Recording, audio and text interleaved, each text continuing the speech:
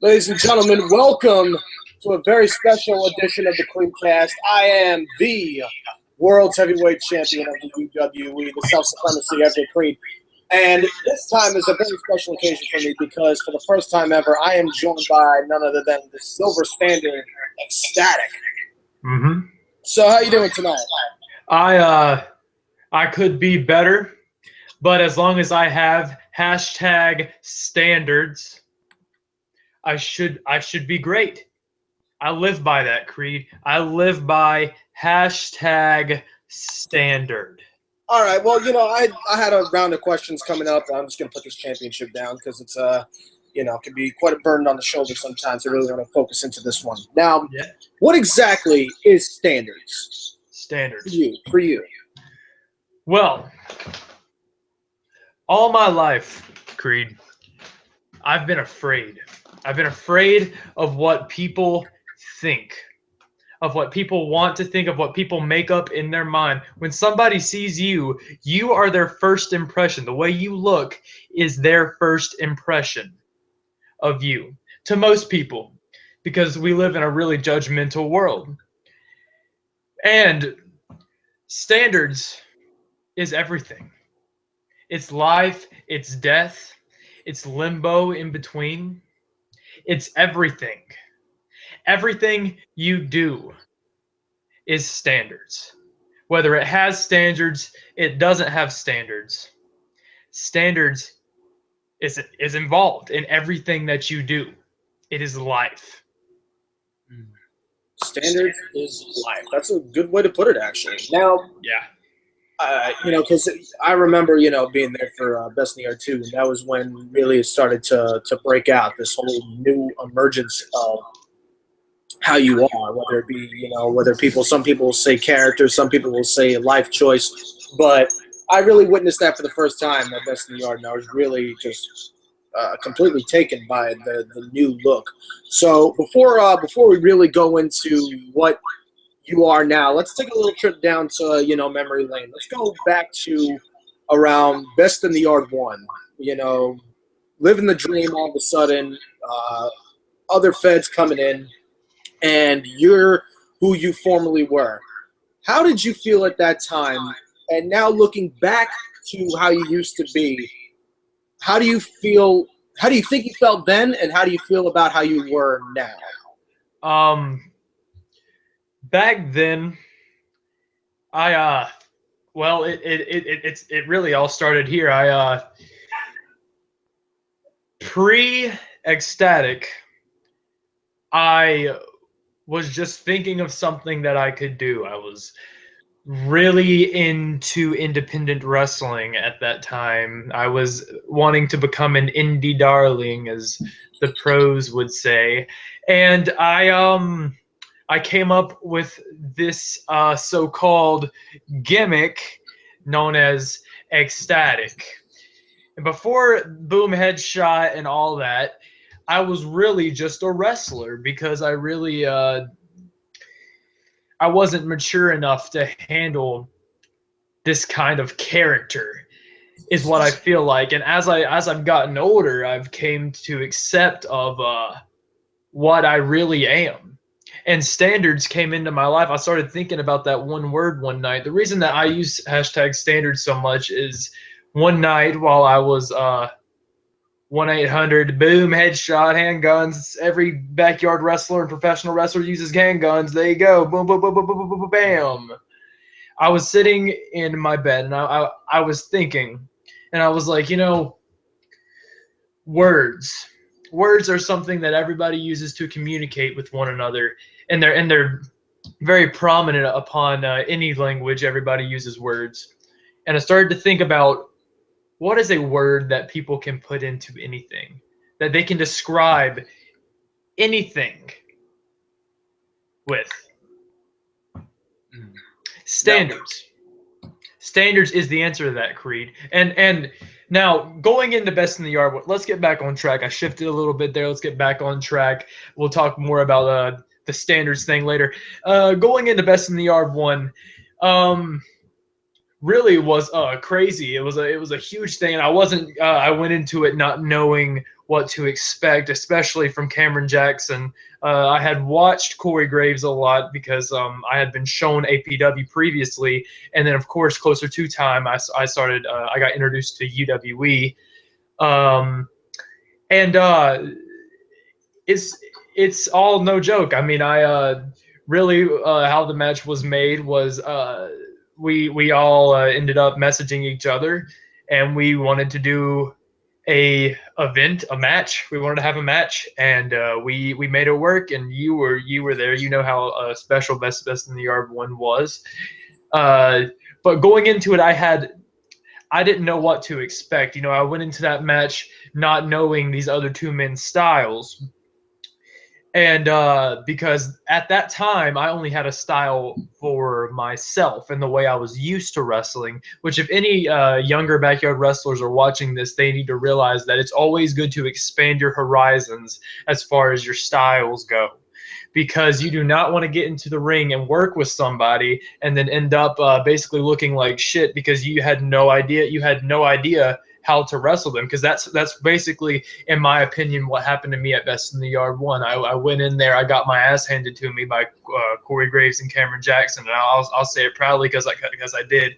Cameron Jackson beat the shit out of me during that match, and that's just because I wasn't used to that style of wrestling, and now of course it's very different. But yeah, so those are my thoughts on Best in the Yard 1 and the whole scenario. Yeah. Absolutely. Now, time moves on a little bit ahead, and you mentioned the next question I was going to get into. Now, it's all of a sudden, okay, wanted to change it up a little bit, but it wasn't a full evolution. You went to 1-800-BOOM Headshot.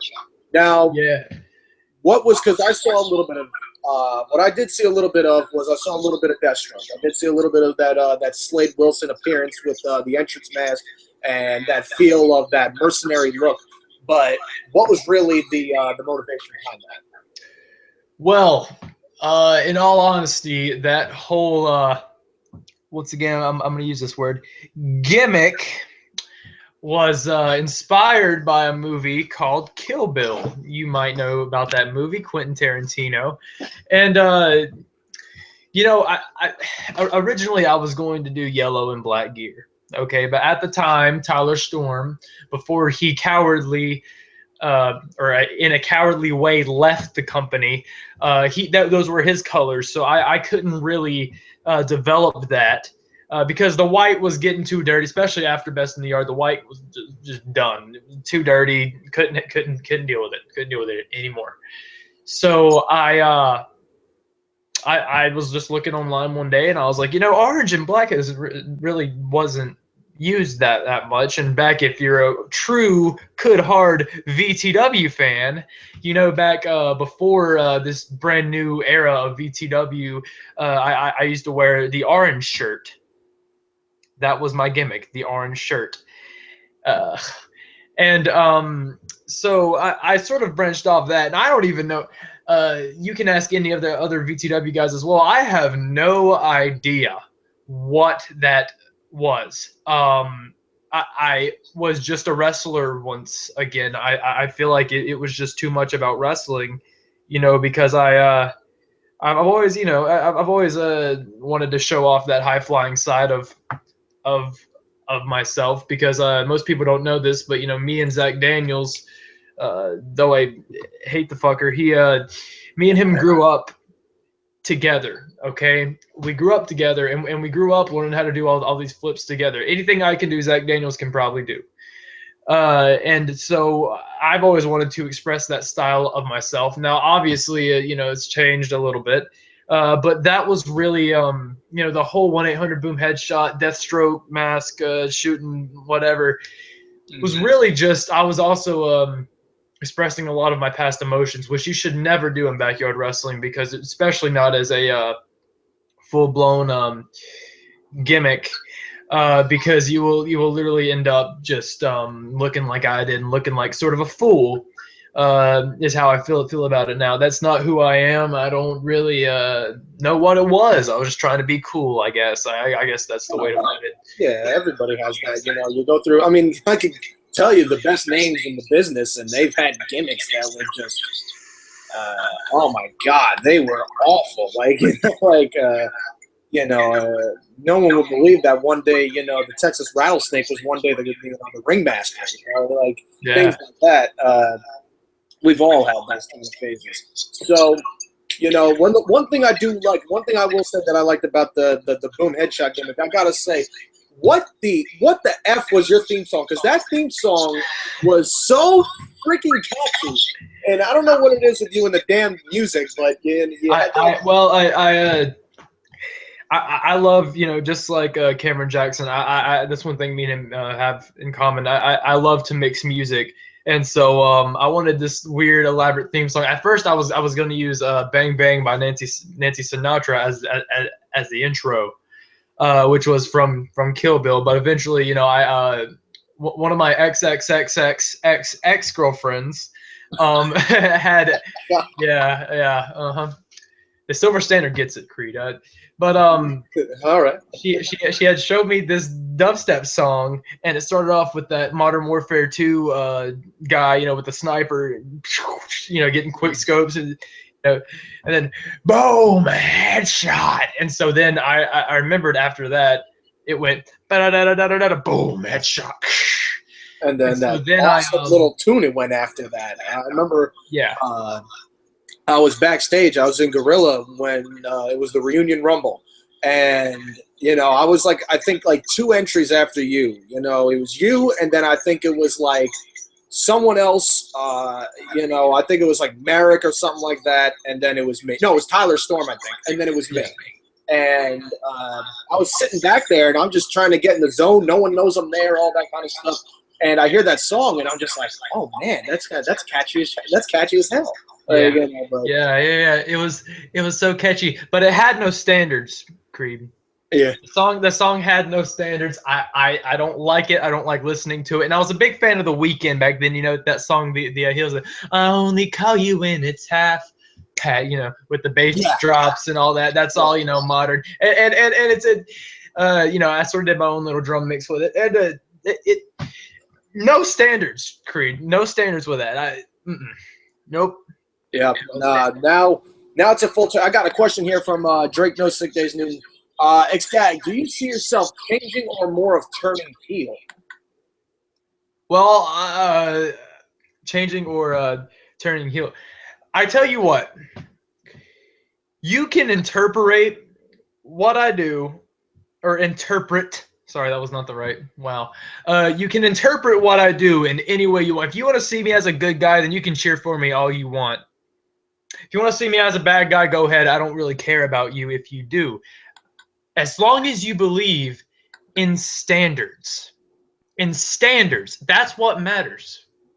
I don't see myself as anything. I see myself as a man with standards, and I go out there and I'm the best wrestler alive.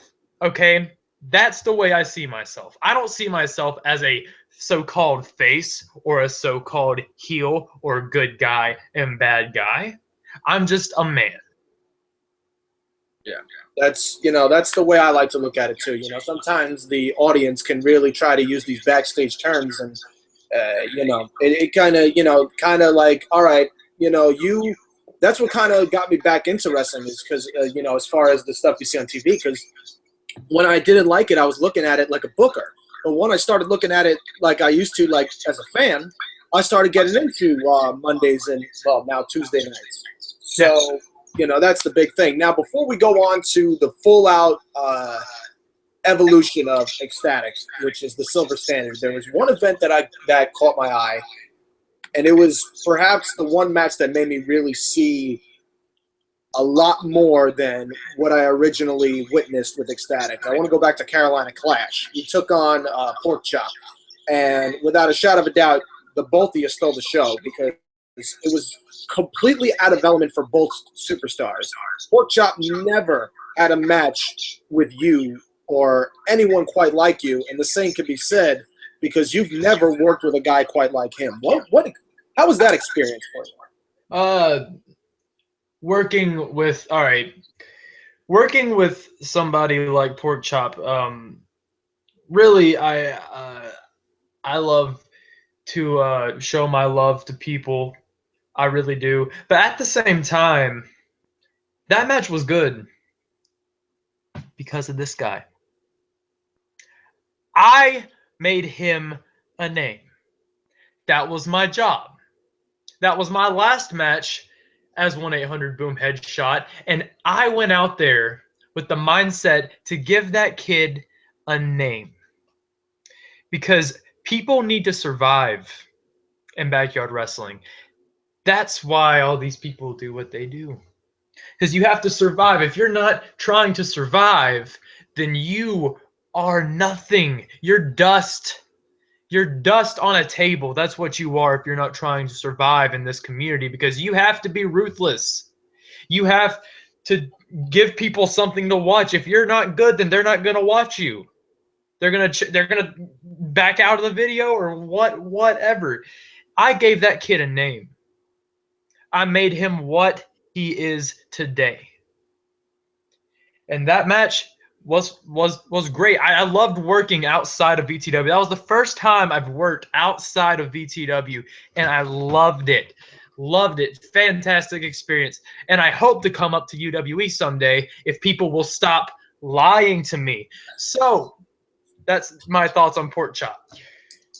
Well, as far as the UWE goes, I mean, obviously we would love to have you. Now, as far as the lying part, you don't have to worry about that because it's official that next Thursday night is going to be UWE on Traveled Road, and I'll take good care of Kevin Shaw for you.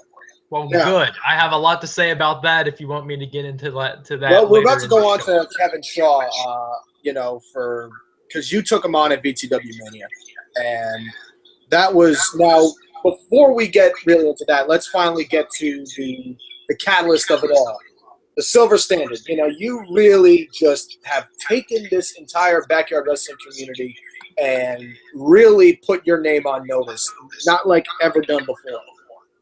And it was incredible. It was outstanding of how you come on, you got the light brown trench coat, reminds me of actually there's a character on the show Supernatural, Misha Collins plays, and his name's Castiel, and he wears the exact, very similar trench coat.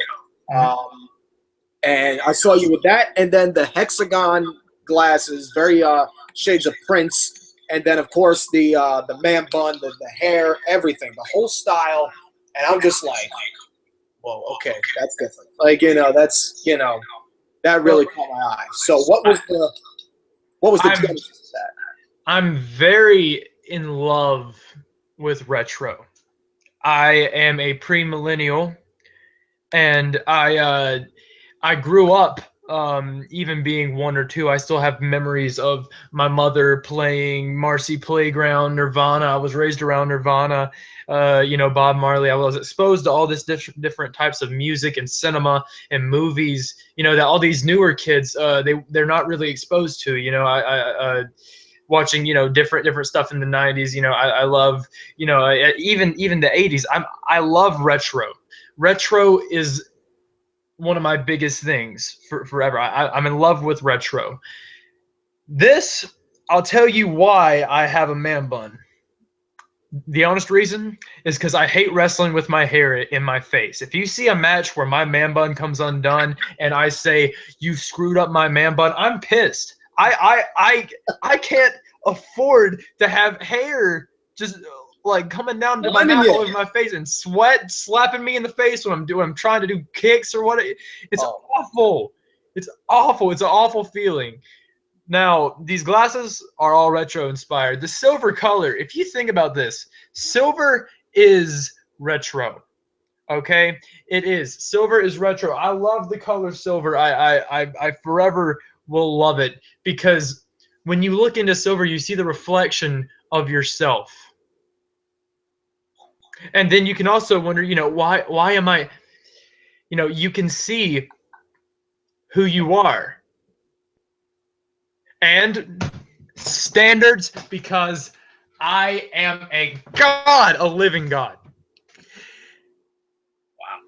Now, you know, there was a musician back in the day. You know, he used to compose for the Doors.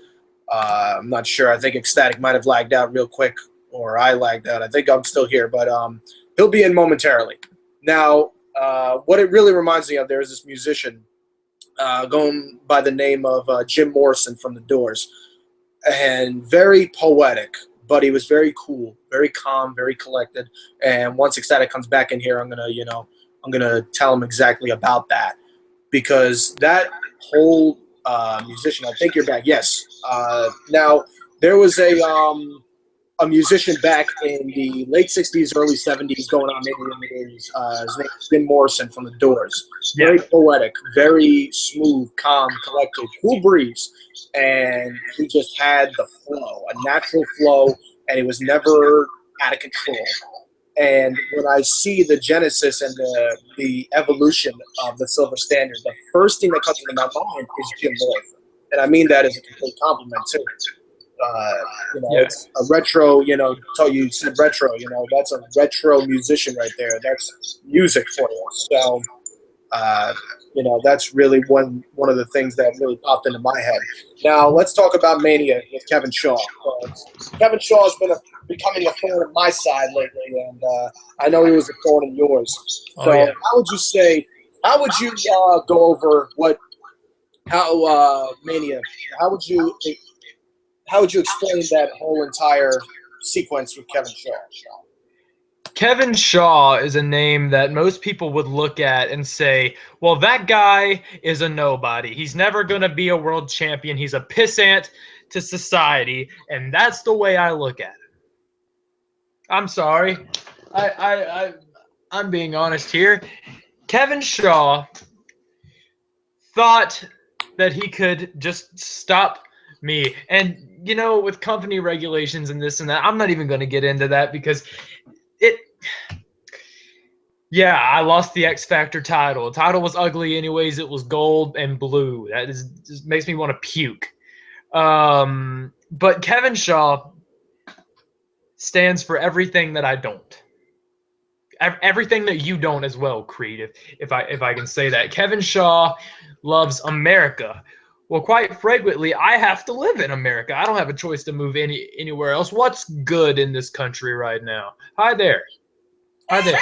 Hey. How you doing? I'm ecstatic. I'm online. You're on the CredeCast right now as you speak. Oh, I don't want to. Oh man, I hope now watch the next crossover opponent's they're gonna throw this right down my throat. Yeah. Right? Oh, a tough guy talking with the title and Mama right behind him. Over here, Everett Crede. But I got and nonetheless though, going back, trying to get back into this, you know, Kevin Shaw he got his fluke victory over TJ Shakara. Now he's earned an opportunity to face me for the championship. Wasn't my decision. TJ decided that on his own, and he made his own mistake. But the thing is that Kevin Shaw, for the first time, is going to be in the main event, and it's going to be on my grounds. And the thing is that Kevin Shaw is living a dream. And you know what? I couldn't be more happy for him because it's a dream. You know, a dream is just completely of your greatest fantasies, your best imagination, and there's nothing, and I mean nothing, that's better than Crede. But the thing is that it's a dream. Yeah, not even that. That should be my dream. My face should be on UWE Lockdown. My face should be at BEW. But instead, I was cutting my work as I've done for the past 8 years in my company. Do you understand? I could have got the same opportunities as everybody else, but I didn't get that. And I didn't get that whether it's jealousy, whether it's the fact that people don't like me. I didn't get that. All right? They got that. And I'm not going to say that they don't deserve it because I'm a nice guy. I really am. But the thing is that should have been me, not Kevin Shaw. That should have been my face, the silver standard. You know, to say the silver standard in the ring with the self-supremacy does have a ring to it, but the thing is that I like what you got going. And, you know, you got, without a shot of a doubt, a hell of a future in BTW. Look where Kevin Shaw is going to be. Kevin Shaw is going to be stepping in the ring with me. I'm not going to be stepping in the ring with him. He's going to be stepping in the ring with the World's Heavyweight Champion. And he's not going to come out the way he thinks he is. He's going to lose. And he's going to go back to BTW. And he's going to lose at SummerBlast against Big Time Mike, even if he makes it to SummerBlast. Yeah. And then it's going to be a long way down for Kevin Shaw. I like the ring to that, Crede. I like the ring to that. But, you know, speaking of Kevin Shaw, I never got to finish what I have with Kevin Shaw. You know why I never got to finish that? Because while I was down here, while I was cutting my work in VTW, Kevin Shaw was up where you were. And, you know, I showed up. I think, if I remember this correctly, I showed up to a show. And I walked into the VTW lounge. And I was set to fight Kevin. And I looked around. And there was no Kevin there. And I said, huh. I guess he's afraid to fight me then. And then I realized something. Kevin Shaw fled the state because he was afraid of me. Not Big Time Mike, not Drew Hood, not Zach Daniels, not Tyler Storm or Tyler whatever he is now, not Aaron Jones, no. He was afraid of me. Yeah. Well, now I'm going to give him a good reason to be afraid of me. Because now, see, in VTW, there's no shot of a doubt. I don't like to count Drew Hood because right now he's under his own brand. But as far as I'm concerned with VTW, that's your land. And it will be. It will continue to be that way. Because do you honestly think Aaron Jones is going to be the World's Heavyweight Champion of that federation any longer? It doesn't look like it. Aaron Jones is, I mean, yeah, he beat you at Best in the Yard too, which I was not pleased with. But, you know, and all these people are starting to get rallied behind Aaron Jones. Oh, blackout. Oh, yeah, the blackout. Double. Yeah. No standards. No standards. That man cannot hold it. He got beat by Merrick. He got beat by Merrick. It may have been a non-title match, but he got beat by Merrick on Quiet Riot. You really think a man like that deserves a world title? Well, it's this simple. My business with Aaron Jones is far from over. But the thing is about Aaron is that he's not going to expect when it's going to continue. Nobody will. Now, I watched, and I don't know if you did, but I did watch the FTC roundtable last night, and they did mention something. And I like to even pull it up, is that really within the exception of the FTC, the two standout, they like to, you know, in the boardroom, they like to call it heels. But the two standouts of BYW, as we know it, are the two people right now on this CredeCast. And that is the Silver Standard and the Self-Supremacy, the quadruple S, if you will. So they said that? They did. They did. Well, I'm glad they noticed my hard work. Thanks. Oh man, I really needed that. I needed that recognition from the FTC because they rule back. They're over. They are over. They dictate whatever, you know, needs to be said. But the problem is the thing that the FTC is missing, the follow that club, is the encore, if you will. Where's that at? What I see in the FTC is we got Big Time Mike, who every time he has a match, the man can't wrestle, so he has to go outside the ring and throw people in the dirt. Trust me, I've seen it. I've seen him wrestle, three times? I know what he does. He's done it right in front of me for years now. Drew Hood. Dear God, the man says that he doesn't like wrestling, but he goes out and wrestles or he does his little BR and runs and does headlocks or whatever. I know that firsthand. And the main reason that Cameron Jackson's over, oh, don't even get me started on this. Cameron Jackson is over because at first he was the only black man in backyard wrestling. I mean, honestly, Crede, he's in your company. Be honest with me right now. Would Cameron Jackson have been over if he was white? Tell me right now. Tell me right now. Right now. If he was white, that is a good question. Do I think he would have been over if he was white? Honestly, no. And the reason is because Cameron Jackson. Now here's the thing about Cam, because I've worked with Cam for a long, long time. Changing, and this is really, I'm going to go deep about this too. If Cameron Jackson's if his skin pigmentation was altered, his life would be as well, which means he wouldn't be the same person that he is today. So everything that Cameron Jackson has gone throughout his entire life, it's all been for cause and effect.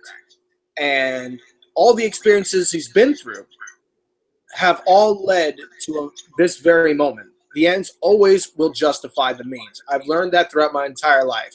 The ends justify the means.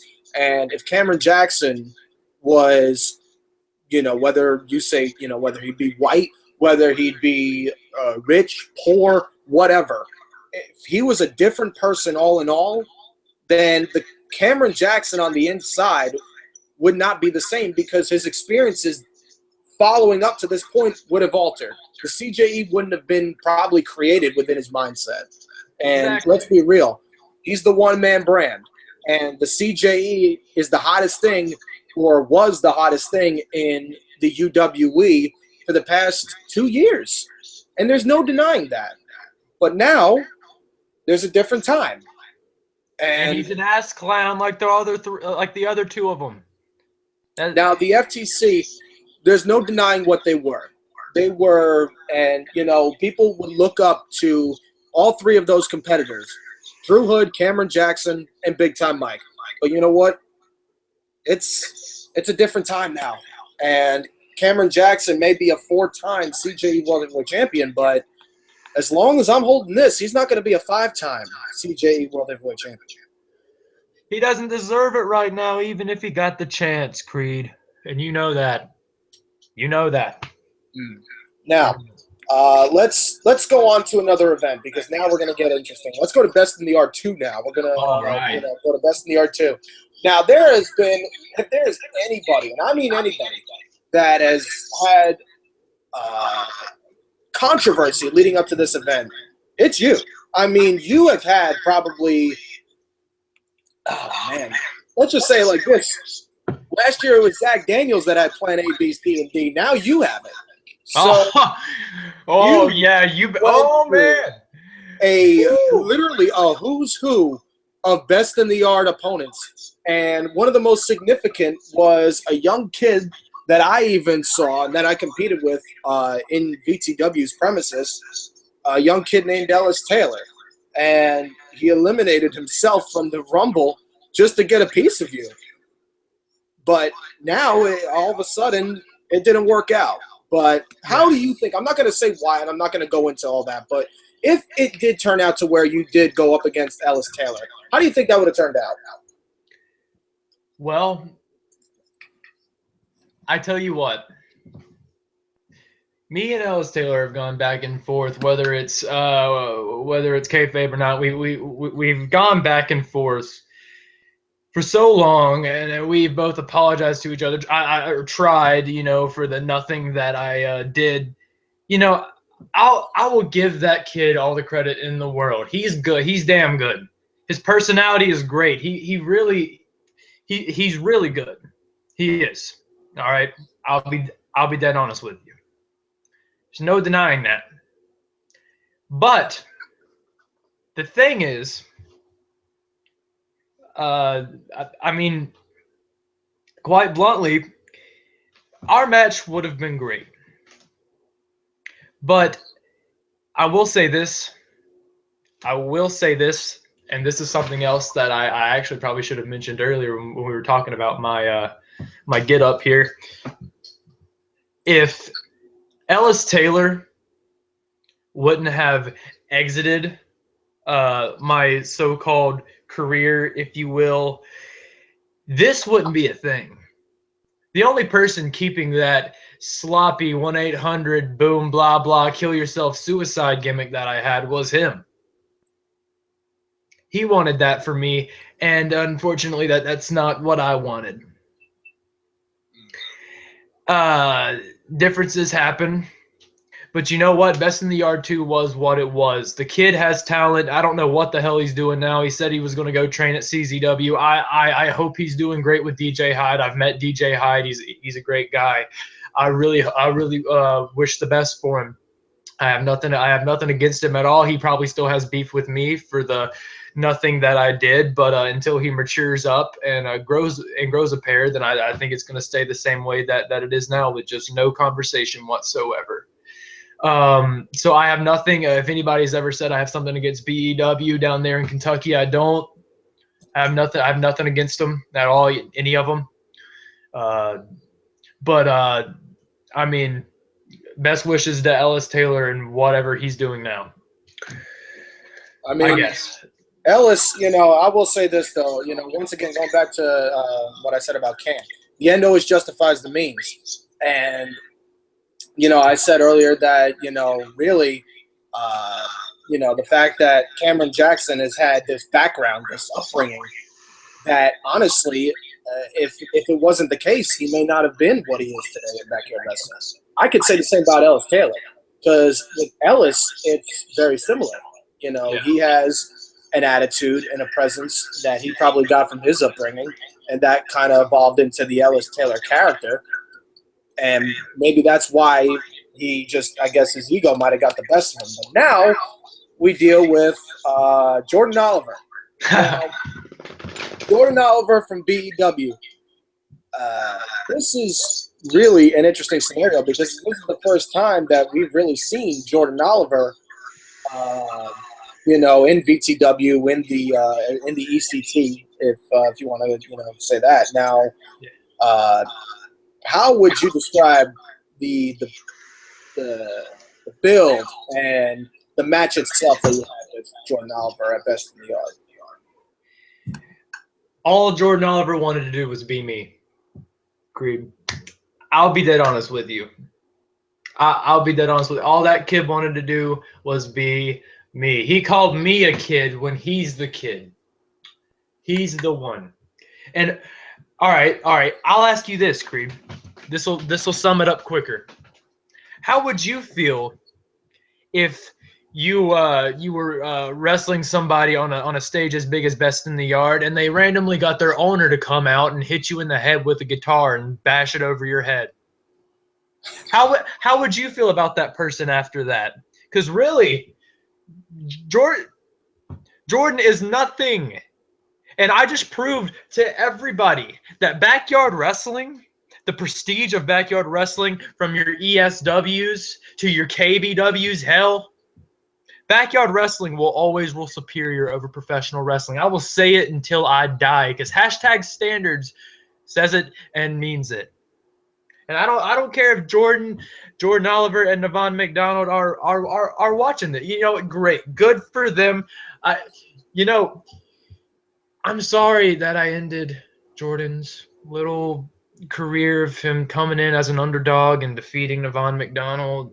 Oh man, yeah, look at this little kid. He's gonna, to kick people and stuff. I mean, really, young shooter, reminded me a lot of me. See, you can almost see him. See, you can. I was just gonna say, when that was going on, really, when I saw Jordan Oliver, I saw a younger XStatic. I saw, I think Jack Thomas said it's like wrestling in a mirror, and it's almost a mirror image of one another. Now, and I did see a lot of similarities there. But the thing is that I realized, I think there was a little bit of predictions in the commentary, and you were picked to be the favorite because of the environment, and that Jordan Oliver wasn't used to an environment like BTW. And quite frankly, that turned out to be the case. A combination of the environment and the experience that you had that he hasn't.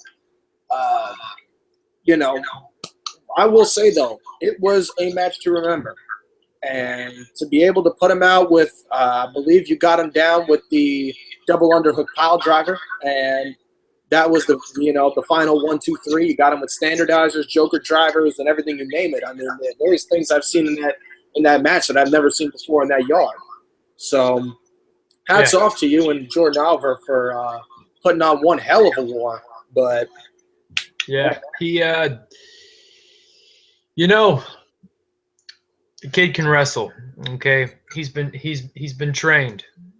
Good for him. Great.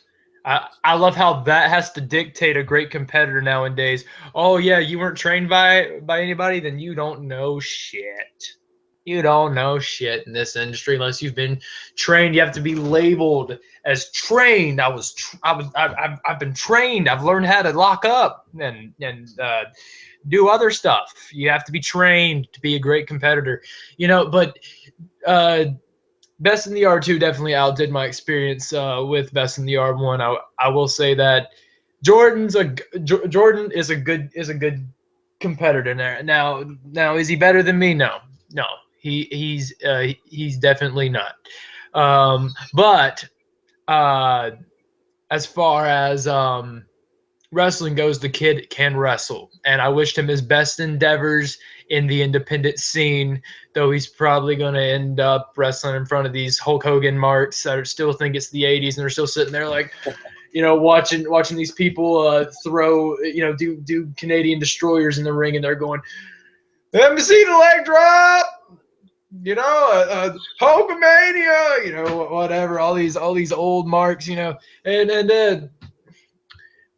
I wish him luck. I love to wrestle him again one day.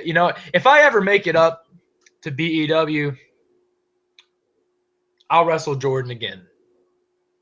I think that would be a match that a lot of people would look forward to seeing, especially now in the squared circle. I think that would be very interesting to see in a ring. Especially since people think that I had the advantage since we were wrestling where I've wrestled for 8 years, which may be the case. You never know. You get outside of somebody's environment and you just suck sometimes. You just suck, right? And yeah, all right, but yeah, great, wonderful standards. I just got a comment from I just got a comment from Vinny Minetti. Marty Scurll called. He wants his hairstyle and his glasses back. What do you got to say about that one? Marty Scurll called and wanted his style. Listen, I love the whole villain gimmick, okay? Marty Scurll doesn't wrestle with his hair in a bun. He wrestles with it loose. Have you ever seen him come out? These glasses are not circular. His are fucking, it's steampunk, whatever. Okay? I'm not a mark for Marty Scurll. I didn't copy the motherfucker. Standards is better than the villain. Yeah, there you go. Sorry, if you don't like it, you don't have to watch this.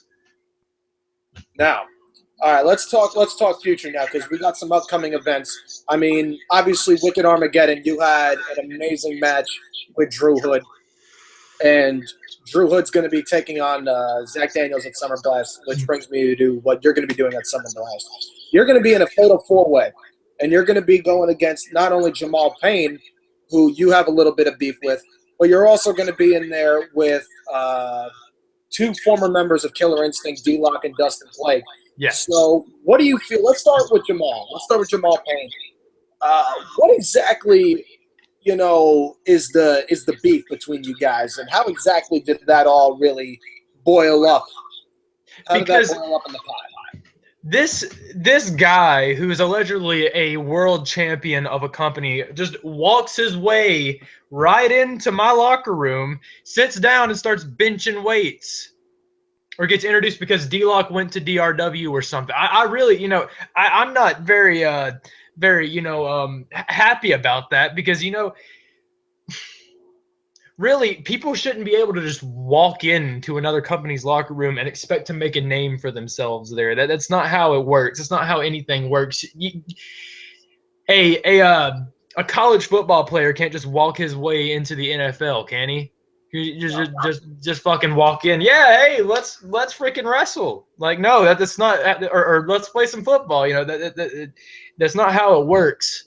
And for Jamal Payne to just come come in out of nowhere with his title, acting like he owns the place, acting like he's better than everybody else because he carries that freaking totally ironically Confederate flagged belt there, and to be waving it in front of everybody's faces. I think it's a disgrace. I think he's a disgrace to DRW and for him coming to my company.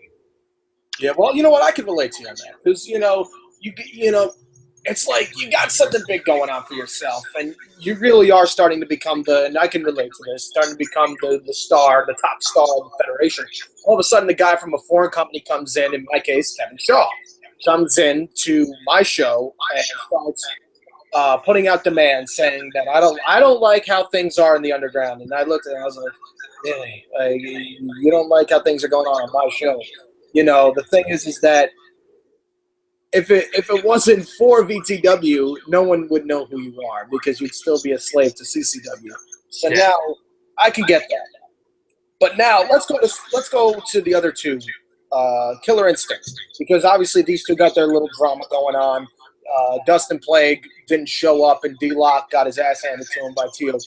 So now these two got a really, really interesting situation with one another, and you and Jamal are in the middle of it. What do you got to say about the whole situation as far as Killer Instinct? Well, here's my only thoughts on Killer Instinct, and I'll add a little bit more to this after I say it. They can wrestle. What else? Well, that's good. What else? That would usually be it. But these two guys they used to train together. I've seen the footage too. I've seen them training together. They used to train together back in these little indie bingo companies halls and such. Bingo halls as they say. And they basically came out fighting in the womb. And really, I mean, Dustin is in some capital SHIT, if you will, not showing up for Best in the Yard, which I don't know why he would not show up for Best in the Yard. Maybe he was a little too close to a female, I don't know. Females are the epitome of wrestling careers. They just end everything. But these two men have basically, creatures, no doubt about that. Yeah, they can wrestle though. That's their thing. Really, Dustin. I've known Dustin for a long time. We had beef. Dustin's an alright dude, but the thing is he knows he's not better than me. I've beat him before, and I'll do it again at SummerBlast. People say I'm gonna win. I hope I win. That'd be cool. I guess if I can somehow out wrestle the competition, because it looks like it's gonna be a wrestling match from my point of view, because really all they do is go out there and do a bunch of flippy Canadian destroyer. Oh dear God.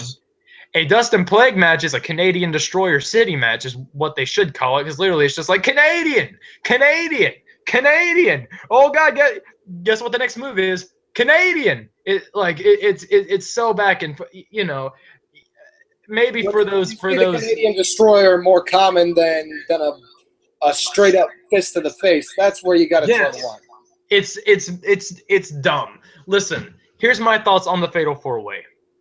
Those three guys are nothing compared to moi. Standards will rule superior, just like it did at Best in the Yard. It'll rule superior. Kevin Shaw got the best of me at Mania. Yeah, so what? Who cares? I lost a title that means nothing in VTW. Okay, whoop-de-doo. I was victorious at Best in the Yard. Standards was victorious on multiple vindications. But anyways, I'm going to come up victorious at SummerBlast.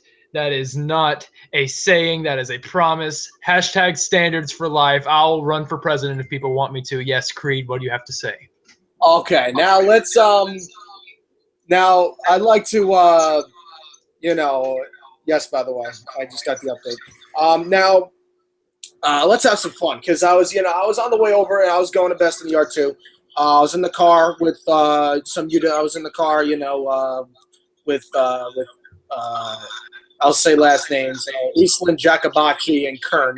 And, we ride down. Now I got this thing in my head, and I'm thinking, oh God, I wonder what XStatic's gonna think. I come out of the car, and you see now I got a little bit of a different hairstyle going on, and I was thinking you're gonna go, man, that motherfucker, like he just took my day, and I saw the biggest smile on your face. I was like, dude, we got to get a picture.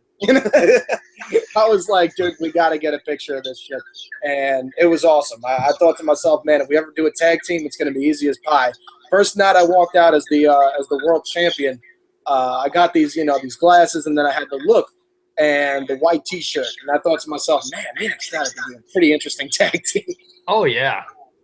I could see it. Silver Supremacy. Now, Silver Supremacy. I think that would be pretty cool. Next time I'll come down over to VTW. Now, let's do a little game I used to do here on the CredeCast. It's called the PWL. I'm going to give you 3 superstars. One of them you'd like to do a promo with. The other you'd like to get a victory over, and the other is the man that you would like to that you would lose to. So pretty much 2 of them are in a wrestling match. Got to pick one to beat you, and then the third is a promo. Okay. All right. Let's have some fun. All right. We're going to go with Bad Reed. Ooh. We're going to go with Big Time Mike. And we're going to go with Corey Graves. God, such an awful choice. All right. Okay. And no, not Corey Graves with the leg injury. I gave him at Best in the R2, by the way. All right. Well, I was about to pick Corey Graves for the W part. All right. I tell you what. You have given me some hard choices. I don't want to lose to any of these guys. All right. Okay. Fine. I'll put the Bad Reed over. All right. I'll put the Bad Reed over. Okay. I'll wrestle Big Time Mike because I know I could beat Big Time Mike because Big Time Mike can't wrestle. Let's see. I guess I'll put Corey Graves for the P because Corey can't really cut promos though. I'll just talk in front of a camera and just make the promo better. Okay. All right. Let's make it a little bit more interesting now. Let's throw a little twist to it. Now, next 3 competitors. We got TJ Sakara, Chase Bridges, and Zach Daniels. Yeah, three trees, if you will. 3 tall-ass dudes. You got. Yeah. All right, so Chase Bridges, speaking of Chase Bridges, what the hell is happening to Chase Bridges? He's like dead or something, dude. I have no idea what the hell's happening to Chase. The day you know what happened to Chase Bridges and it's a little coincidental, but once I know a little bit more about Falcon, let me know because that's ever since Best in the R2, it's been quite interesting, really. It really has been. Sort of strange. All right. God. I don't want to put any of these guys over either. All right. You know what? If some way, shape, or form in hell or heaven, Zach Daniels can beat me, I'll put Zach over. All right. All right. Taking the L with Zach. Shoot. I will wrestle TJ. Defeating TJ Sakara. I don't know about defeating him. I would like to wrestle him. Though I probably would beat him. Trust me, it's not hard to beat TJ Sakara. I've done it multiple occasions. Yeah. I knocked the guy out with a fire poker. It wasn't too hard. True. And then I guess I'll do a promo with Chase. Though it'd probably just be like, I have money. I have standards. I'm from DRW. I'm from BTW. Well, yep. Okay. There we go. All right, let's do 2 more rounds. All right, here comes the next one. All right, this one's going to be a little bit interesting as well. We got Joe Cool, Jason Walker, and Revan. Oh my God! I'm telling you, man. I was thinking all these guys. I'm like, I need a smoke, man. You're really just clocking me out, Everett. Yeah, I think Revan was the line for you. That was just like, all right, I think I need a minute now. All right. Okay. You know what? I'll let Revan beat me. He needs. Are you out of your mind? He needs the name. Screw it. I'll put over Revan. All right. I want to cut a promo. What is it with the foreign guys saying that I'm gonna, I'll let Revan beat me, Screw it, man. Boys in the back will be like, "Are you kidding me? Are you serious?" All right. So I'm putting Revan over. I'm gonna have a promo with Jason Walker. Who is the other guy? Joe Cool.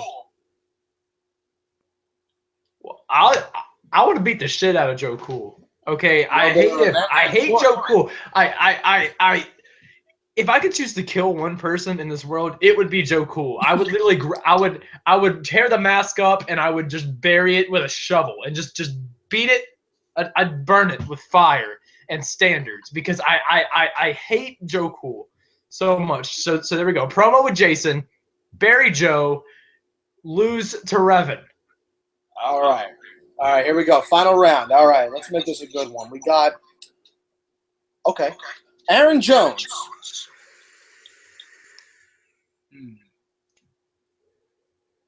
AK-47 and the Freak Show Lips.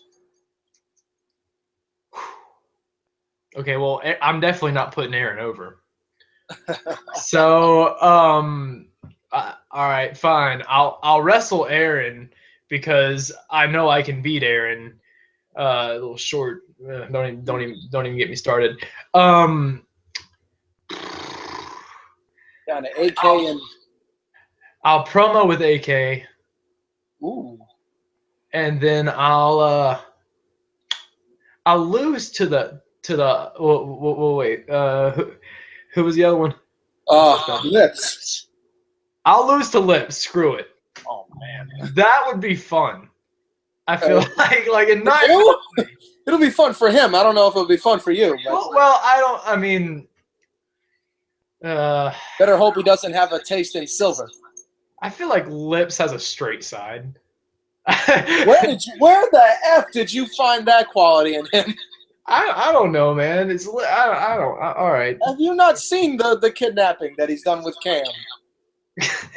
I have, and Cam might have herpes, but that might be why he had to start wrestling in those pants. But all right. So promo with AK, kick Aaron's ass, and somehow, some way, you're gonna lay down for Lipper. All right. I'm not gonna lay down for Lipper. Okay, whatever it's gonna the be hell a that fight, means. I'm not gonna do that. He ain't going down without a fight. Jesus. Oh man, I think you're the first person to ever say, I think I'll let go. I'll lose to Lips. I'm definitely not Lips' first. Yeah, probably wouldn't be his last either. That guy. Let's say thank God he's right now. Let's say thank God Diablo locked him in a box. Yeah. I don't think we'll be seeing Lips anytime soon, but hopefully not. But man, all right, let's talk about Untraveled Road real quick before you have our little witching minute. Now, Ustalo and Templar. What do you see out of Ustalo? Standards. Standards. Yeah, I've been hearing this now. I've been hearing, I've watched, I'll, see the stream and, I'll see Standards. I've heard Angelique Stark has standards. I've heard, a lot of them. And there's a lot of. She had standards. Oh, she had standards. Yeah. Yeah, and then you know, and I will address that in weeks to come. You know, completely in a respectful manner, but you know, get ready for the road to redemption. So now, speaking of the road to redemption, going back to Untraveled Road, we go now Templar. Dirty DeChico completely about phases things, kind of in a way like you did, but instead of putting on a tan trench coat and hexagon sunglasses, he decides to put on a mask. And he stole the trench coat from me. He stole the trench coat from me. I don't stole the trench coat from you. Cool. You know what? I think I could consider that. Now, what do you think of Templar? It was cool when I did it, Templar. It was cool when I did it. Oh, man. God. All right, well, who do you got winning between I hope Standards buries Templar. Oh, okay. Man. Well, he did say he was going to put him down. All right, now we got Cameron Jackson not only having the FTC in his corner with Drew Hood, but also having Black and White in his corner with my father, REF. And they're going to be Cam's going to be facing Zach Daniels. So, what do you now? Bury it. Yeah, bury that's bury two it. people. I think the only person who don't have problems with that is REF. All right, listen.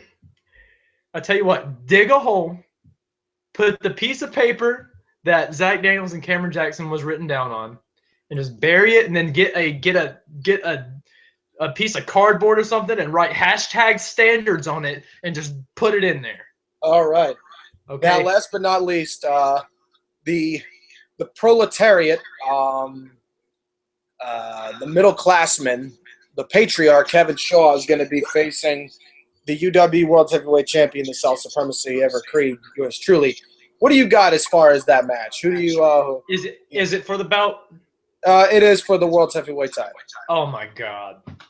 Yeah. Okay, first off, who booked Kevin Shaw does not deserve a World Heavyweight title shot, whether it's in DRW, BWE, any of the BEWs, VTW, or the UWE. You cannot give him a world title shot because I tell you what, if that man becomes a world champion, ratings, Crede? Okay. Well, you know what? Here's the thing, though. I mean, I didn't book it. TJ Sakara decided to run his mouth, and it got the best of him.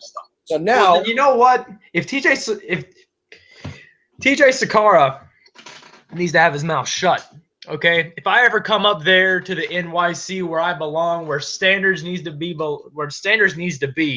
period. I'll shut TJ up for making that match because really, man, you don't have enough standards to face Kevin Shaw, Crede, and I mean that in a good way, not a bad way. Mm. You need somebody who can go toe to toe with you, not somebody like Kevin Shaw. Kevin Shaw represents equality. Kevin Shaw is a man that believes that all men were born equal and that were raised equal, and they are equal. And quite frankly, that's not the world we live in. This is the UWE. And when it comes to the UWE, there's a pyramid. And on the very top is the world champion, which is me. Yes. And Kevin Shaw is going to learn at Untraveled Road next Thursday night that in my empire, there is no freedom. And I'm going to exile Kevin Shaw from the UWE permanently. Well, you should. The man shouldn't be up. The man has no business in New York. He has no business, okay? Oh, God, the Zach Daniels. Ugh. Well, Untraveled Road, I definitely hope you're going to watch it. I'm not watching Untraveled Road. I'm not watching it. I know that you're going to beat Kevin, okay? Or I hope so. Please. You know, I just, hopefully I can, I just definitely make sure if you can, watch. I understand if you don't want to. I mean, Standards Templar and the, the FTC and Zach Daniels. But I think you would really be entertained to see what I do to Kevin Shaw on Untraveled Road because I'll watch your match, Crede. Thank you very much. And I'll be watching yours at SummerBlast when you go on to defeat Jamal Payne, Dustin Plague, and D-Lock. Yes. And now let's talk SummerBlast card because, we got a couple on there as well.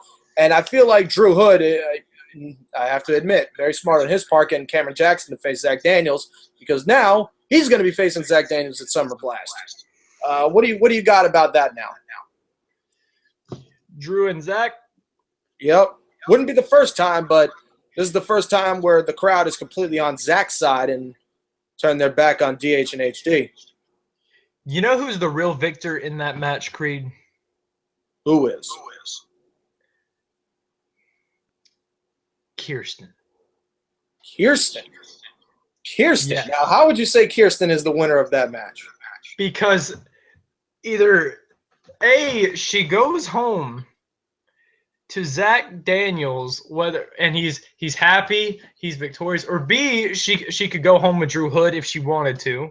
I mean, she is in a good place. She has options. She has standards. She can maneuver around whichever way that she wants to go. Because if Zach Daniels loses, I guarantee you she's not going to want to be with him anymore. If Drew Hood comes out victorious, that might be the end of Daniels and Kirsten, whatever whatever they are up there. So that's what I think about that. The real victor in that match is Kirsten. I want to see Kirsten win, and she will win. Either way. Well, and it's not the first time. I mean, with Kirsten being involved, because Best in the Yard 2, that whole that whole issue that happened in the I Quit match, Big Time Mike took her hostage to make Dirty DeChico say I quit. Yeah. I have to admit, though, I was very impressed with that. And it made me feel really good to see Dirty DeChico out of the UWE forever. So, that to me was a good moment for me, because it feels, once I defeat Kevin Shaw, the UWE is free of scum and villain. And I really like that. Now, as far as Best in the Yard 2 goes with Kirsten, I feel like, imagine if Zach Daniels would have lost.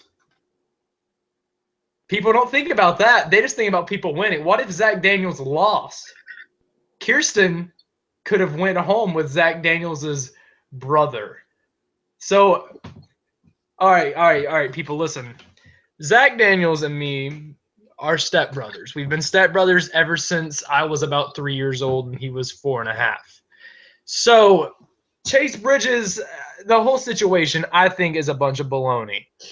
I was there for Zach Daniels. Okay, Chase Bridges wasn't there, and he hugs him, and he doesn't. You know what? Zach isn't here right now. He's probably at his girlfriend's house. He's not here. Okay. I wouldn't want him here anyways while I'm on this. Right now, he's on a flight back to Claremont or wherever he lives now. He just left the Underground not too long ago.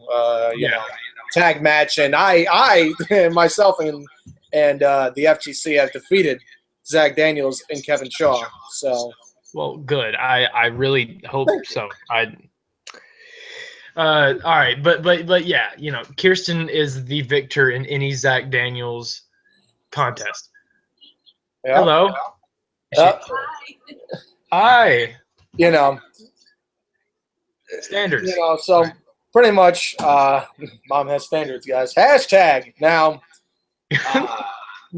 we go on to, this is for the, this gets interesting. Well, before we go on to Aaron Jones and that, Falcon versus Diablo.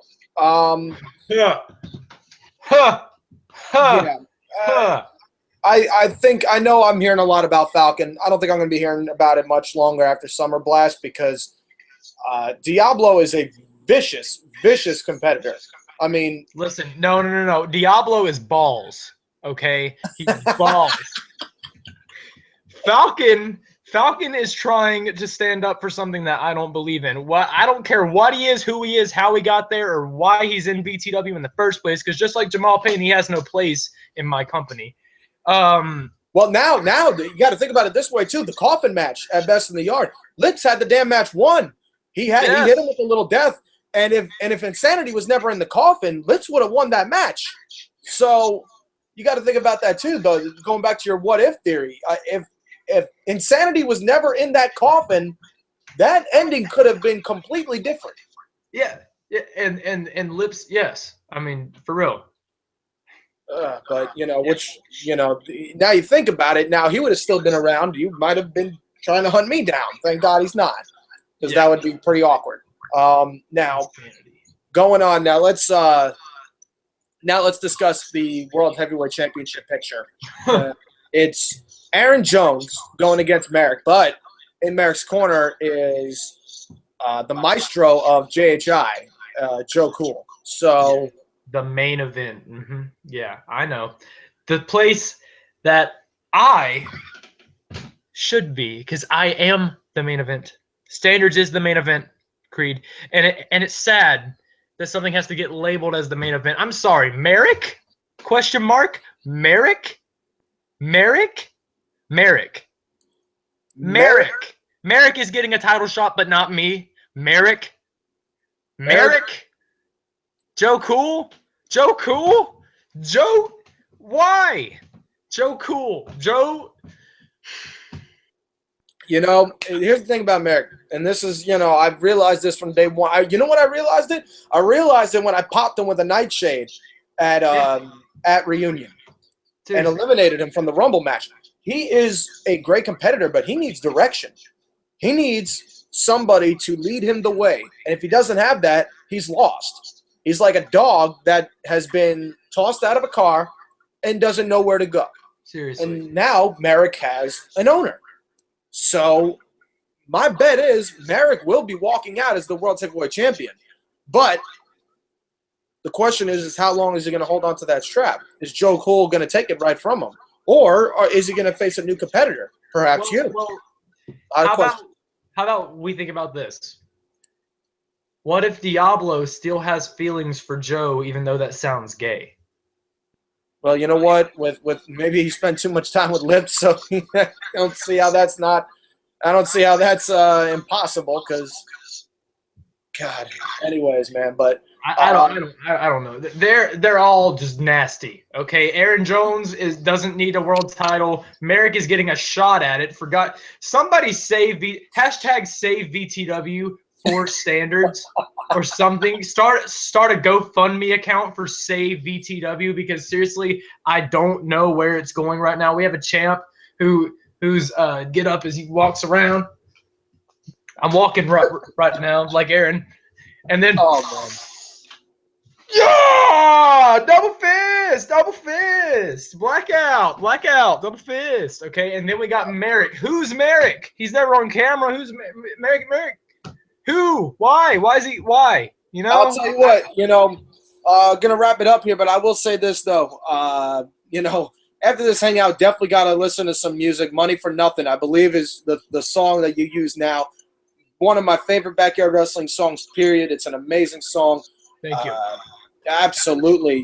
Guys, this has been an amazing episode of the CredeCast. But I want to let you guys know, BTW SummerBlast. It's coming up. Does it have an official date?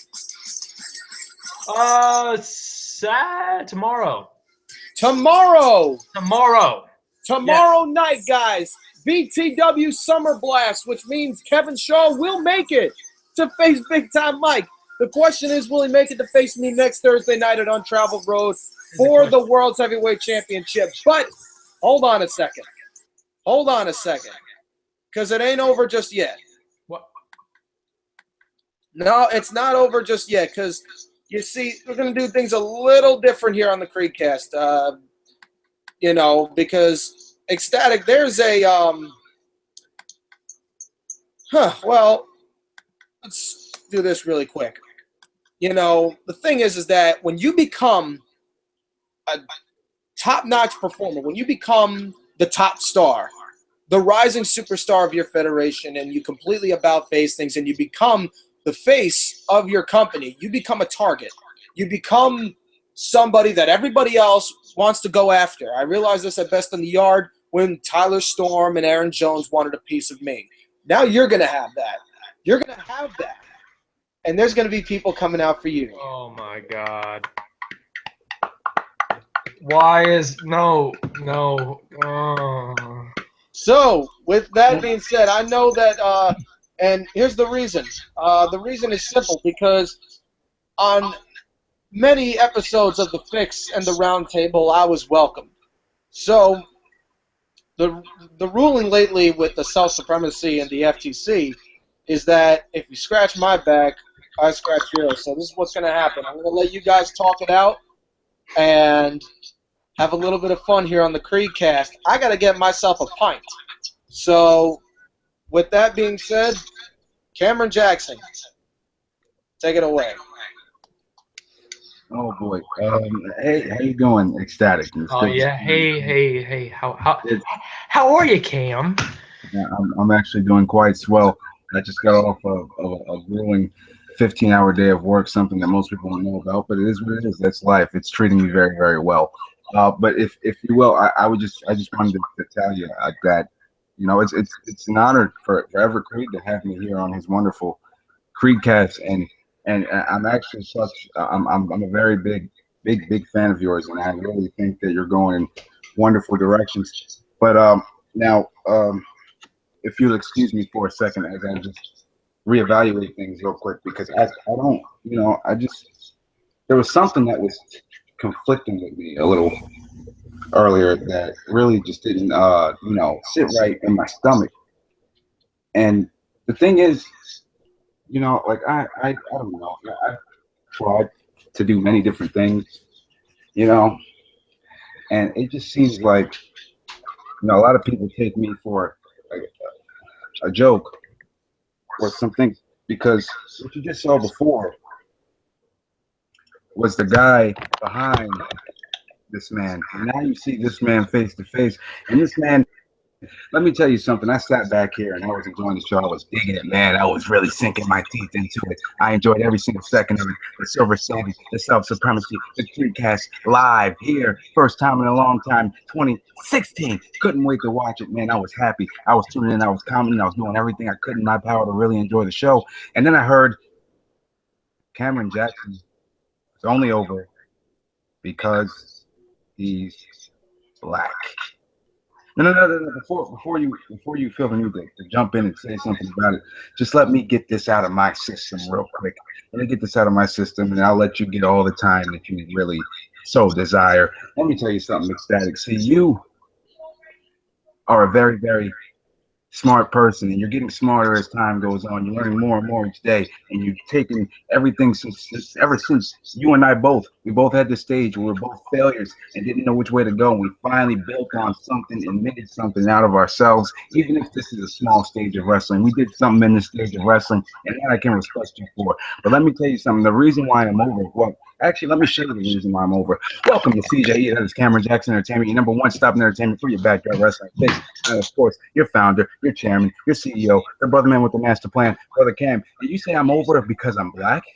Because I'm black? Let me tell you something. If black was the reason why I'm over, let's talk about this. Black, the reason why I was the most over at my time, then let's talk about this. How come guys like the Bad Reed, Jack Andrews, CTS, Assume Van God, and the list goes on and on. There's more of them. Trust me, there's more of them. The reason why I stand out more than them is because the hard work, the determination, the originality, and being the only person that those people could actually get behind for a long time with half the moves, double the comedy, but still better than anything else you've ever seen, something that you can hook into. Now, the thing is, I personally have no ill will, have no wrong being, and I have no heat at all with you, XStatic, not at all. But the one thing you're not going to do, the one thing you are not going to do is tell me I'm over because of the color of my skin. The color of a man does not judge his character, judge his will, judge his fate, and judge his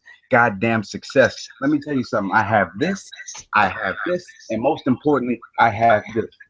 This is what makes me over by other backyard wrestlers. This is what makes me go into an APW event where I'm in a must-win situation, still do the show, and get more recognition than anybody else on the damn thing. This gets me over with the crowd, because this, I can talk to them and they understand it. They take it, they laugh, they boo, they cheer, but they understand what is coming from me. And this, oh boy, this is one of the biggest things that put the lovely programming that is called UWE and this community a step further ahead than everything else at the time. But I see the similarities between us, and I see the differences between us. The difference is you don't have those three things. There's a couple more things you don't have. You don't have this. The reason why you don't have this is because if you had this since day one, and listen closely, if you had this since day one, you would have been up here instead of a Kevin Shaw, instead of a Zach Daniels, instead of a Drew Hood. If you had this since day one, you would have been in that spotlight instead of a Cameron Jackson, instead of a Big Time Mike, instead of a Drew Hood. And if you had this, oh my God, you'd be able to write your own stuff, not some fat guy that lives in Boone writing it for you. Okay, but let me just get back into it. There's a couple more things that you don't have. You don't have the power to say 3 words, welcome to CJE, and everybody else, they might be stuttering and murmuring, but they're trying to speak the rest of it because they know they're on beat with you. You don't have that. All you have is a hashtag. And let me tell you something, my career has never been defined by a hashtag, but that's where yours is going, okay? And in those glasses, the coolest things I've ever seen. Hey, Prince, you got a Harley to go with that? But no, that's not the point. The point is, XStatic, when it comes down to Cameron Jackson being over, it's because of what's inside, not what shows on the outside, okay? And the thing is, what's inside of here is something that nobody else has. Just like what's inside of you is something that nobody else has. But what's inside of me and puts me ahead is much, much more greater in value. I don't have to go out there and tie in a wrist lock right. I don't have to go out there and wear the scrawniest of all clothing just to stand out. No. I can go out there in a damn turban and still get over. I can go out there and put a bullet in somebody's skull and they'll say it's the best thing ever happened because Cameron Jackson's doing it. That's why. But the thing here, your problem. And don't get me wrong, I'm going to indulge you on that for a second because XStatic, you have not pissed me off. You just woke me up. And that I can thank you for. Because the thing is, a lot of people forget. And that's not the first time I heard this. And it's not your fault.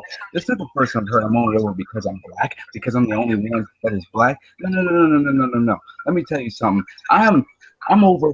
You know, it might have something to do with it. Yeah, I'm black. So what? I'm so black. So what? Guess what? But I'm not the lazy-ass black man sitting on the couch blaming a cop, a white man, or kneeling during the fucking American flag and goddamn Pledge of Allegiance and Star Spangled Banner. I'm not that black guy. No. I'm the black guy that's in here day in, day out, weekend, month that. I swear to God, I'm in here 24/7 putting in hard work for what I love to do and will make these people cheer, boo, or just to get a reaction. That's the black guy I am. So being black got me over in that scenario. I fully accept the charges. I plead guilty. But you don't have the mind. You don't have the heart. You don't have the mouth. You don't have the charisma. You don't even have the soul. You don't have the will. You don't have the testament. You don't have the drive to walk a mile in my shoes. And to make it really drive home for you, XStatic, I don't know if I lagged out or you did. That don't matter right now. The thing is, he did. Oh, that's perfect. Because let me tell you something, XStatic, just so you can't respond, I'm gonna tell you exactly what you can't do. You don't have the power to come in here like I am, and you're like everybody else on the FTC roundtable. When we bury you guys, you go, oh, he buried us. We're sad. But guess what? You said something about me. Where's Cameron Jackson? Right here in your grill, right here in your space, confronting the issue. Where is everybody else that has anything to say about me? Oh, they sit down and shut up because they know I'm right.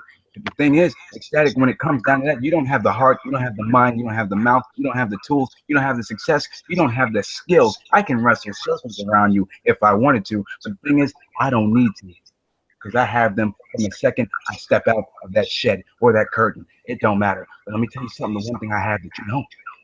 I have the power to move on. So what I got to say here, what I got to hit, just to bring it all home for you, just so you can get a touchdown, a sense, a theory of what I'm trying to say. XStatic, you don't have to drive. You're going to say something in a second that makes me just say, waste of time, because you simply cannot follow that. And long story short, what that means is, XStatic, tonight I just showed you why I have, but you do not have standards. XStatic, do you want to follow up? Yeah, do I want to follow up? I don't know, Crede. I don't know. Do I want to follow it up? You know, because I can follow that, Cam. I can follow that. And if you want me to, I will. Well, I can go all night, bud. I can go all night. You know, here's the thing. I didn't say you were over because you were black. Okay, I'm not prejudiced. I'm not prejudiced. I don't care. I'm not into this whole Black Lives Matter, White Lives Matter, Yellow Lives Matter. I don't care about any of that. No, no, no, no, no. No. I wasn't being racist. But you see, the thing about it is you did it first. You created a brand, the CJE.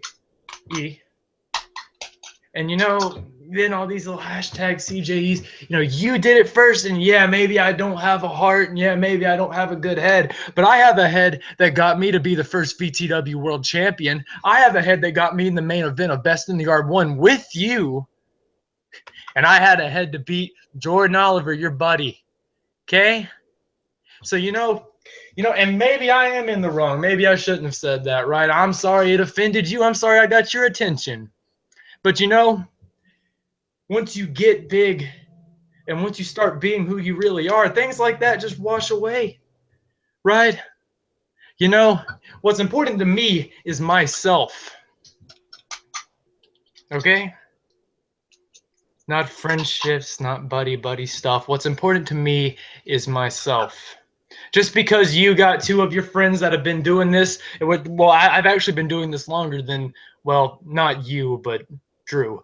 But the thing is when you get two more of your buddies that were over for different reasons other than the fact that they have good personalities and they can wrestle, that's when I get involved. You may have the personality, and yeah, you can wrestle, I would know. Okay, you kicked my ass at Best in the Yard 1, and I remember it I remember it like it was yesterday, Cameron Jackson. But the thing about it is, you may be able to follow that, but where's the encore? People want the encore, Cameron Jackson. Where's that at? It's not what you're gonna give me in a minute. It's not what I'm giving you right now. Where's the encore? Preach. You want the encore? Yeah. You want the encore? Yeah, you want the encore? Everybody thinks the encore has been in front of your face the whole time, XStatic. It's not the show. It's not about following that. When you follow that, there is no encore. You are just a moment to be heard. That's what it is. The encore is for somebody who already has the spotlight and wants to run out and try to catch the glory moment they had about 5 minutes ago. No. There's no need for me to do that. I'm above that. I don't need an encore. But if there was an encore, it's the calling card around backyard wrestling, the one that I did first, that everybody can't stop getting out of their mouth, because when I see a flood of people, what's the first thing they do? It's the opening, it's the middle, it's the encore. They look at me, and I look at them, and we all lock eyes for that split second, the moment where the world stops. Nothing happens. You can hear a pin drop and want a single person move. The thing is, when I go out and I do what I do, and I get done and I say, can you follow that? And the person can't, I usually do follow that. The encore, this encore you speak of, is this calling card that even you, Everett, Crede, Drew Hood, Big Time Mike, Cage, AK-47, Jason Walker, Corey Graves, TJ Sakara, Rick Rios, Daisy has even done. And the reason why is because I'm just that damn good. And the encore, and to be quite honest, in 4 short phrases, is 1, 2, 3, 60. Yeah. Okay. That's fine. But you know, I get a little sick to my stomach when I'm watching a show like Best in the Yard 2, and all of a sudden a match with Big Time Mike comes up, and man, people are feeling it. Oh yeah, he's gonna fucking jump off the fucking roof and break his ribs. Cool, great. That's all good and all. And then the next match comes up, and what are people talking about, Cam? Tell me, what were people talking about? The main event. That's right, the main event. You and Drew. Yeah. And it makes me sick to my stomach to see guys who actually give it their all, like Tyler Storm and Jason Walker, who have personalities, who can step into a ring and have a 5-star match with anybody that they do. And I'm sick of seeing fans sit there and disregard whatever they're doing in that ring, giving their all. If you remember correctly, do you remember Charles crying after that match? Because I do. And I remember sitting in Gorilla and catching a Charles Price right in my arms and giving him a hug because he put out a performance that he's never done before. The reason why they're calling for that main event is because they disregarded Jason Walker and Tyler Storm. The reason why they did that, and the absolute reason why they did that, is because when Cameron Jackson and Drew Hood went out there, the two guys that have gotten a reputation for he, this is gonna be a joke, this is gonna be hot, went out there and shut everybody up, had the crowd split down the middle, and stole the damn show. We took it back. We didn't need 2 out of 3 falls count anywhere. We didn't need a pro wrestler. We didn't need a brother versus brother story that's been done in the past. We did not need 3 world heavyweight championships. All we needed was CJE and DH and HD. And we went out there and we showed and proved, and nobody, absolutely nobody to this day has followed that. And the reason why they can't follow that is because, look at me when I'm talking to you. I am looking at you. The reason why they cannot follow that is because certainly, and if you watch the FTC Roundtable, usually on Wednesdays or Thursday nights, live at 10 p.m., they don't have it. Well said. Really? Well said. Now, that is a good point. I mean, it is everything that Cameron Jackson said, absolutely true. Up until this point. I mean, really, the FTC steps in to whatever arena it could be. It could be PTW. It could be UWE. Hell, it could be APW. And the thing is that anytime the FTC has made their presence, nobody has been able to follow that. Nobody. Crede. Until this Thursday night. Crede. Yes. Hold on. You know, Cam, I'll tell you exactly like it is. I know that you don't like me. You've never liked me. Every time we've had to sit into a room together, you sit there and you look at me in disgust. You say, oh, it's because ever since Best in the Yard 1, when I didn't give you my all because I didn't know what to expect, you have not liked me. You, Mike, even Drew, and I see Drew almost every single freaking filming, except for when he's up busting his nuts in New York with you. Every single time we are in a room together, on a hangout together, whatever, it's not about me and you being friends. You don't like me. You have a face that says you don't like me. Your eyes say that you don't like me. And I know it. Everybody knows it. VTW knows it. You don't have to sit here and play like you're doing something to help me when you're not. I know you don't like me, Cam. Everybody knows you don't have to play it off like you do. So go ahead and just say it. I want our fans here on the CredeCast. I want the Backyard Wrestling fans to hear it and just say that you don't like me, because I know that you don't. All right, you want the truth? Yeah. You want the Give truth? it to me. Cold cut. Give it to me. Truth. Whoa! Hold on. Cam, I have it, but this is the CredeCast, and this ain't the round table. With all due respect. One thing, I with all due respect, this just has to be said. I will allow this one. Thank you. XStatic, Nick, I don't like you. Why I don't like you is because in all the podcasts, all the round tables, all the Backyard Wrestling Fix, all the CredeCasts, all the whatever the hell Seth Maverick was calling it, not a single person has been able to make one comment and light a fire underneath my ass. For that, I fucking love you.